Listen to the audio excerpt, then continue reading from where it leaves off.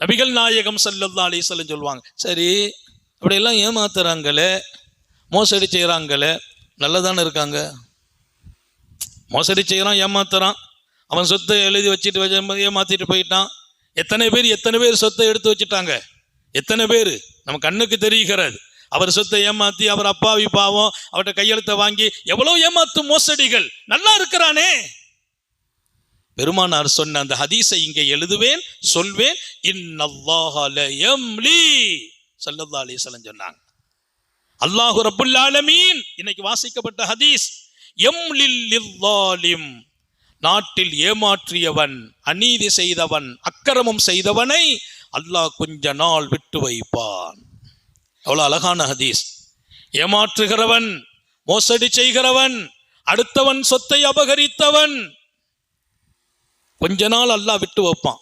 நல்லா வச்சிருப்பான், செழிப்பா வாழ வைப்பான், தைரியமா உட்கார்ந்து இருப்பான். அல்லாஹ் அவனை விட்டு வைப்பான். எந்த அளவிற்கு விட்டு வைப்பான்?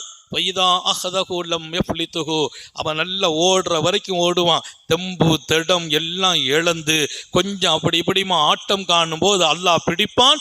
அந்த பிடியில் எத்தனை லட்சம் பேர் வந்தாலும், எத்தனை கோடி செலவழித்தாலும் அவன் தப்ப முடியாது என்றார்கள் நபிகள் நாயகம் ஸல்லல்லாஹு அலைஹி வஸல்லம். பிடி, அல்லாஹ்வுடைய பிடி வந்துச்சு. இப்ப இவரை கொண்டு ஆஸ்பத்திரியில் சேர்க்கிறாங்க. பெரிய டாக்டரு, கைதேர்ந்தவர், லண்டனு கொண்டு போன, அமெரிக்காவை கொண்டு போறாங்க, காப்பாற்றலாம் முடியாதுன்னாங்க ரசூல். லம்ய ஃபுலிதுஹு, அவன் தப்பவே முடியாது. அல்லாஹ் எப்போ பிடிப்பான்? அவன் பிடிக்கிற நேரம் நமக்கு தெரியாது. நல்லா தானே இருந்தாரு, திடீர்னு பிடிச்சு போட்டுருவான். அவர் விழுவார், அதுக்கு பின்னால எழுந்திருக்கவே முடியாது. கொஞ்சம் எச்சரிக்கை. நபி பெருமானார் சொன்னதெல்லாம் உண்மை, சத்தியம். பயங்காட்டுறதுக்கெல்லாம் பேசுறது இல்லை. பெருமானார் பயங்காட்டுவதற்கு பேசுறதை விட ஆதரவாகத்தான் நிறைய பேசினாங்க.